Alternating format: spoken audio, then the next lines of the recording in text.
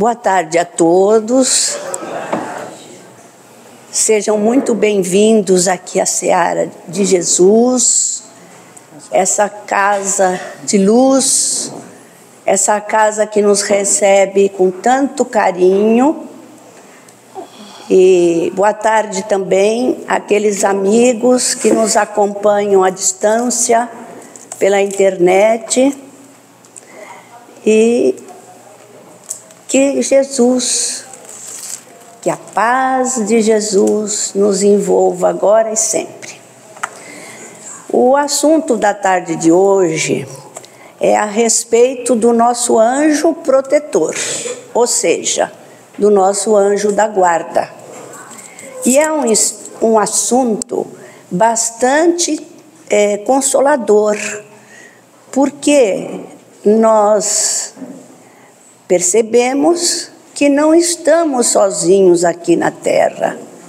Percebemos que nós não estamos abandonados aqui na Terra, né? Então, é um assunto bastante consolador. Todos nós temos o nosso anjo guardião. Todos nós, né? Tá melhor, né? Bom, e as fontes de pesquisa a respeito desse assunto são várias, são muitas. Nós podemos encontrar esse assunto no Livro dos Espíritos, questões de 489 a 521 e a questão 524.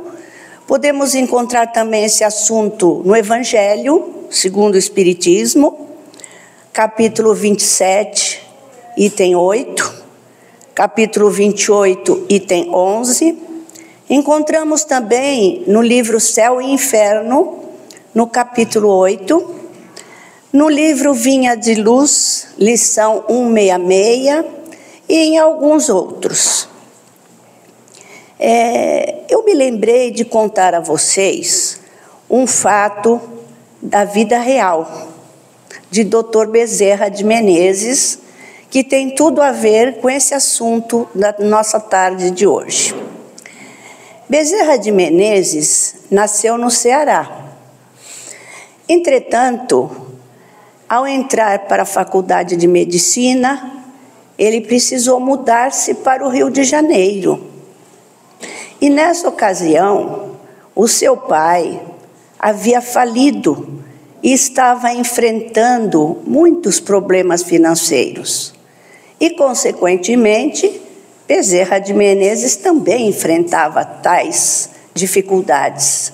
Inclusive, estava atrasado com o pagamento da pensão onde ele morava. Então, diante disso, a senhora da pensão sugeriu a ele colocar uma placa oferecendo aulas particulares. E ela disse: outros alunos fazem o mesmo. E ele gostou da sugestão, colocou a placa e ofereceu aulas particulares. Um belo dia apareceu um rapaz precisando de aulas de matemática. E disse a ele: olha, eu preciso muito de aulas de matemática porque é a única matéria que está me impedindo de ser aprovado. Então, conversaram, acertaram os valores e o rapaz chegou e disse ao Bezerra de Menezes: eu gostaria de acertar o valor de todas as aulas antecipadamente. E foi isso que aconteceu. Acertou tudo antecipadamente e ficou de retornar na segunda-feira para iniciar seus estudos. Bezerra de Menezes aproveitou o final de semana, foi à biblioteca, estudou, se aprofundou no assunto, né, do rapaz, para oferecer uma aula de excelência. Acontece que esse rapaz nunca mais apareceu. E Bezerra de Menezes, com o dinheiro que havia recebido, acertou todas aquelas questões que estavam pendentes, né? o aluguel da pensão e outras coisas mais. Depois, posteriormente, quando ele já clinicava, já era o Dr. Bezerra de Menezes, a espiritualidade pediu a ele que começasse a tratar os doentes com homeopatia. E ele então respondeu: mas se eu começar a tratar com homeopatia, como vou poder sustentar meus filhos? Porque se hoje em dia a gente já nota por parte de algumas pessoas uma rejeição, ao tratamento homeopático, imagine naquela época. Então, a resposta da espiritualidade para ele foi a seguinte: aparecerão outros alunos de matemática. Então, por aí vocês veem que o assunto, esse fato ocorrido na vida de Bezerra de Menezes, tem tudo a ver com o nosso tema da tarde de hoje, E por falar em Dr. Bezerra de Menezes, agora dia 29 de agosto, sexta-feira, comemoramos o aniversário de nascimento. Dr. Bezerra nasceu dia 29 de agosto de 1831 e desencarnou em abril de 1900. Bom, mas no Evangelho nós podemos ver um outro exemplo, também relacionado com o nosso assunto da tarde de hoje. Um homem está perdido num deserto e tem uma sede horrível, sente-se desfalecer, deixa-se cair em terra. Roga a Deus que o assista e espera. Mas nenhum anjo vem trazer-lhe de beber. No entanto, um bom espírito sugere-lhe a ideia de levantar-se, de seguir um dos atalhos que apresentam diante de si. Então, através de um movimento maquinal, reunindo suas forças, levanta-se e caminha rumo à aventura. Em certa altura, descobre um riacho à distância. Com essa visão, retoma a coragem. Então, se ele é uma pessoa de fé, exclamará: obrigado, ó Deus, pela ideia que me inspirastes e pela força que me destes. Agora, se é uma pessoa que não tem fé, dirá: que grande ideia eu tive, que sorte eu tive de tomar o atalho da direita em vez do da esquerda. Às vezes o acaso nos serve realmente bem. E a gente sabe que o acaso não existe, O acaso não existe. Tudo tem a sua razão de ser, Então, é mais uma história, que está relacionada com esse amparo que a gente recebe do alto. E embora nós não enxerguemos, porque são poucas as pessoas que têm o dom da vidência, embora a gente não enxergue, esse amparo, ele não é visível, mas ele existe. Ele acontece realmente, embora para a grande maioria das pessoas a gente não enxergue, E esse amparo que o nosso anjo da guarda oferece a nós, ele não é um amparo ostensivo, ele é um amparo sutil. Ele se transmite através da inspiração, através da intuição ou através mesmo de uma outra pessoa. Uma outra pessoa pode servir de instrumento para nos dar algum amparo, como, por exemplo, um familiar, um amigo da família ou uma outra pessoa qualquer que se predisponha a nos ajudar, a nos aconselhar. Então, o amparo que ele nos oferece é invisível, mas não é inexistente, né? E também, por ocasião do nosso sono, enquanto o nosso corpo físico descansa, né? Existem muitas oportunidades de sermos atendidos, de sermos amparados pelo nosso anjo da guarda. Então, o sono, as horas de sono, são muito importantes. Não é por acaso que nós precisamos dormir 1/3 da nossa vida. Inclusive, existe um livro que eu acabei de ler, chamado 1/3 da Vida. E é muito interessante, porque ele narra tudo o que acontece com o nosso espírito durante as horas de sono, né? Então, não é por acaso que nós necessitamos descansar nosso corpo físico e dormir durante 1/3 da nossa vida, não é? Não é desperdício de tempo de jeito nenhum. Bom, então agora falando mais especificamente sobre o nosso anjo da guarda, né? Nós ficamos sabendo que esse espírito protetor, que tutela cada um de nós, é de uma ordem elevada. Tem que ser, né? Para nos tutelar. Então, existem 3 ordens de espírito. Os espíritos imperfeitos, que somos nós, né? Somos nós. Os bons espíritos, que são aqueles que são bem mais elevados do que nós. E os espíritos puros, que já terminaram todas as fases de evolução. Então, como espírito puro, nós podemos citar Jesus, né? Jesus é um espírito puro.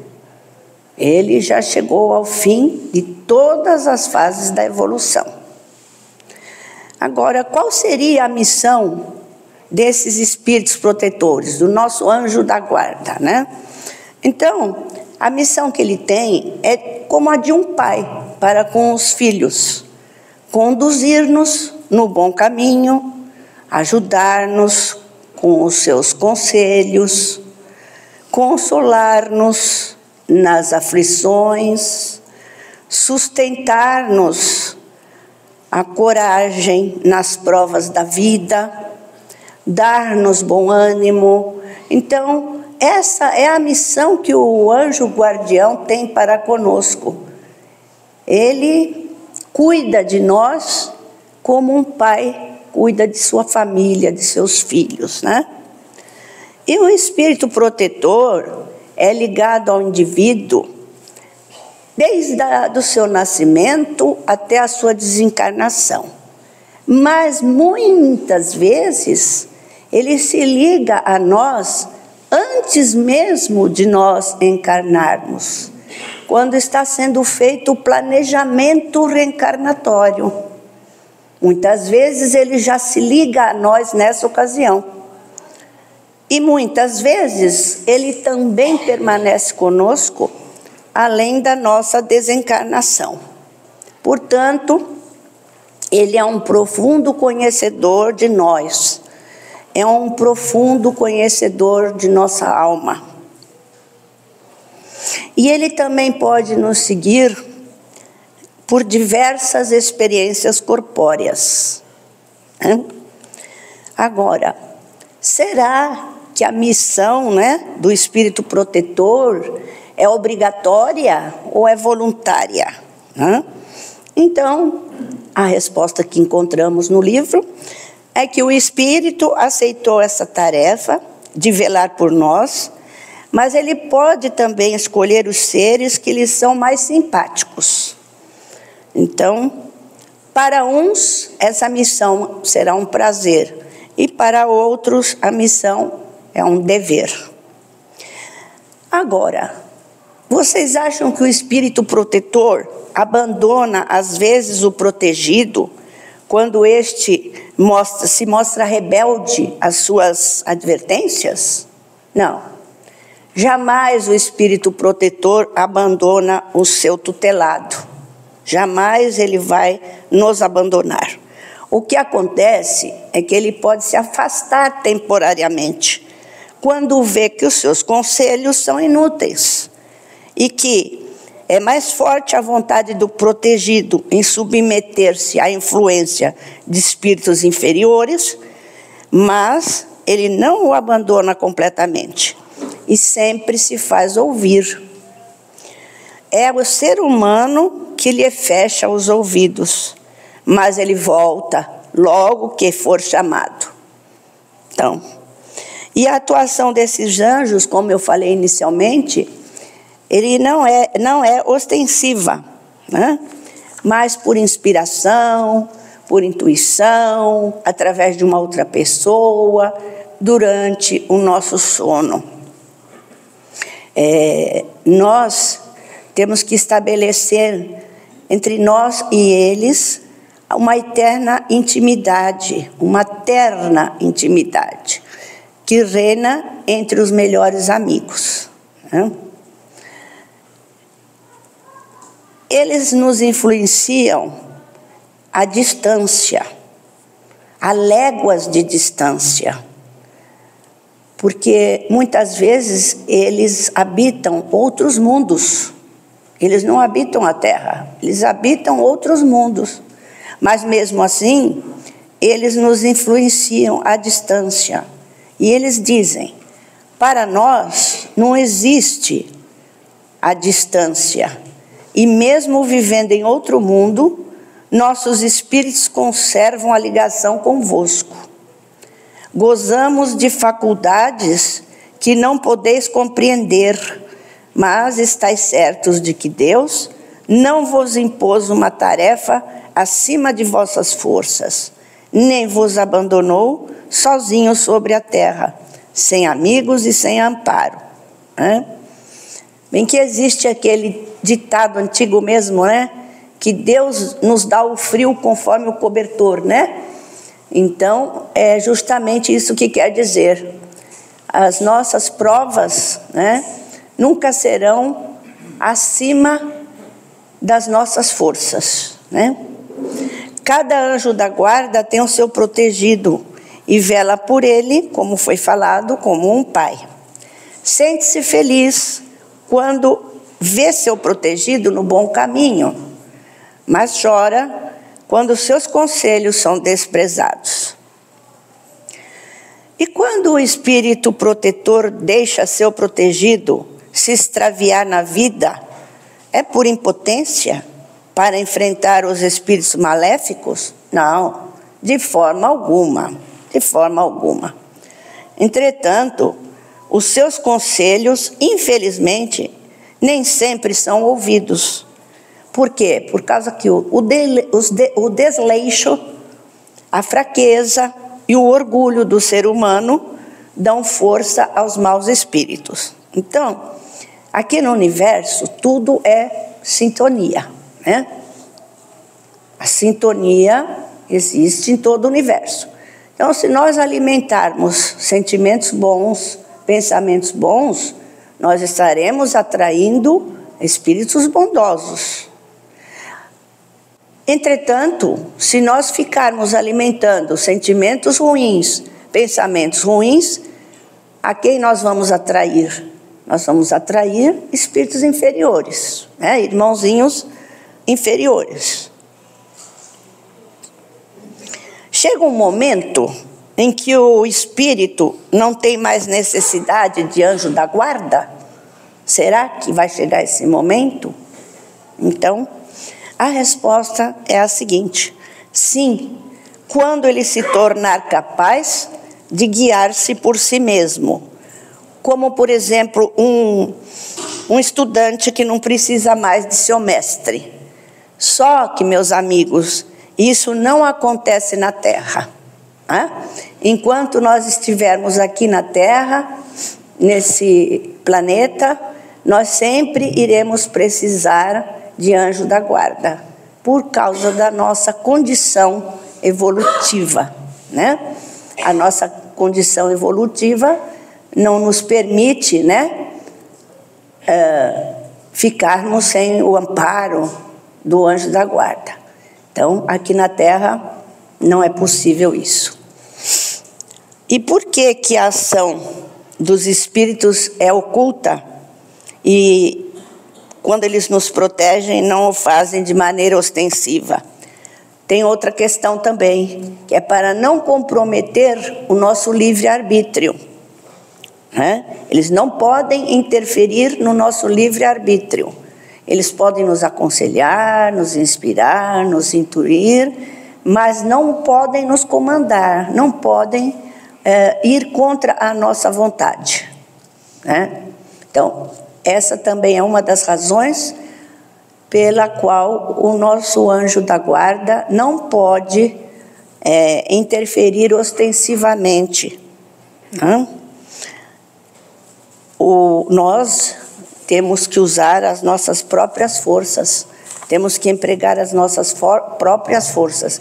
É como uma criancinha pequena que está aprendendo a andar, né? Ela anda um pouquinho, cai, anda mais um pouquinho, cai, e a gente tem que deixar para ela aprender a andar, porque se a gente começar a interferir, a criancinha jamais vai aprender a andar, né? Assim, o nosso anjo da guarda, ele não pode interferir no nosso livre-arbítrio, né? Agora, a outra questão diz assim, que o espírito protetor que vê o seu protegido seguir um mau caminho, o que ele sente e que ele passa, né, quando vê o seu protegido seguir um mau caminho. Ele sofre com seus erros e os lamenta, mas ele tem a percepção, ele tem a consciência que há remédio para o mal.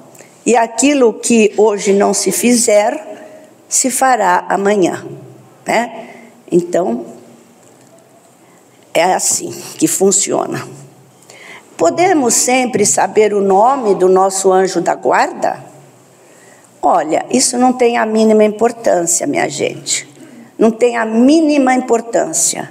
Mesmo porque eles são simples e trabalham no anonimato. Então, não há a mínima necessidade da gente saber o nome do nosso espírito protetor. E a recomendação, então, é que nós podemos dar o nome que quisermos a ele, tá bom?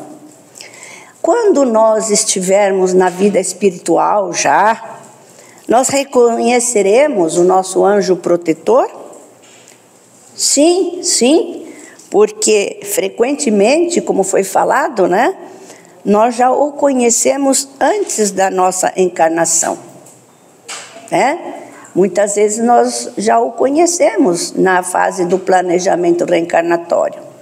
Então é lógico que nós conheceremos sim, ao partirmos para o plano espiritual. Os espíritos que deixaram a Terra em boas condições podem proteger os que amaram? Bom, então esses espíritos que tiveram alguma ligação afetiva conosco, né?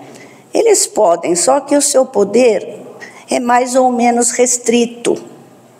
A posição em que eles se encontram não lhes permite sempre uma inteira liberdade de ação. Então, eles podem sim, podem nos ajudar, nos auxiliar, porém, o seu poder é restrito, mais ou menos restrito, né? Os homens em estado selvagem ou de inferior nível moral têm seus espíritos protetores, e nesse caso, esses espíritos são de uma ordem tão elevada como dos homens adiantados. Cada homem tem um espírito que vela por ele, mas as missões são relativas ao seu objeto. Então, por exemplo, não dareis a uma criança que está sendo alfabetizada um professor de filosofia, é claro. Então, não é muito fácil a gente entender que o progresso do espírito protetor segue o do espírito protegido, né? E nós podemos ter muitos espíritos protetores? Não, protetor mesmo, espírito protetor, né, é apenas o nosso anjo guardião, o nosso anjo da guarda. Entretanto, cada um de nós tem espíritos simpáticos, mais ou menos elevados, que nos dedicam afeição, se interessam por nós, como há também aqueles que nos assistem no mal. É aquilo que eu já falei para vocês, aquela questão da sintonia, certo? Agem os espíritos simpáticos em virtude de uma missão? Sim, às vezes eles podem agir, sim, mas uma missão temporária, geralmente, né? E apenas quando são solicitados pela similitude de pensamentos e de sentimentos, no bem como no mal. Aquilo que eu volto a repetir. Se nós alimentarmos bons sentimentos e bons pensamentos, nós vamos atrair espíritos bondosos. Mas, caso contrário, nós vamos atrair espíritos inferiores, irmãozinhos inferiores, né? Parecem resultar daí que os espíritos simpáticos podem ser bons ou maus? Perfeitamente, é isso mesmo. O ser humano encontra sempre espíritos que simpatizam com ele, qualquer que seja o seu caráter. Então, poderão ter simpatizantes bondosos ou não, né? Ou inferiores. Os espíritos familiares são a mesma coisa que os espíritos simpáticos ou os espíritos protetores? O espírito familiar é, antes de tudo, um amigo da casa, é um amigo da família. Eles se ligam a certas pessoas, por mais de laços afetivos ou menos, certo? Com o fim de ajudá-las, na medida do seu poder, que é bastante limitado, como já foi falado, né? São bons, esses espíritos familiares são bons, mas às vezes pouco adiantados. Só agem por ordem ou permissão dos espíritos protetores. Então, esses espíritos familiares, eles só podem agir para nos ajudar, para nos amparar, com a permissão do nosso espírito protetor, do nosso anjo da guarda, tá? E agora, caminhando para finalizar o nosso assunto, né? A última questão que diz assim: as aglomerações de indivíduos, como as sociedades, as cidades, as nações, têm os seus espíritos protetores especiais? Sim, tem sim. No livro Brasil, né, Coração da Pátria, nesse livro é dito que o nosso protetor a nível de nação, né, o nosso anjo guardião, o anjo guardião do nosso Brasil é o anjo Ismael, tá? É o anjo Ismael. E o nosso anjo tutelar da terra, então, é Jesus. É o nosso mestre Jesus, que é o anjo tutelar do planeta Terra, né? Então, minha gente, eu agradeço a vocês toda a atenção, o carinho e desejo uma abençoada semana. Muito obrigada.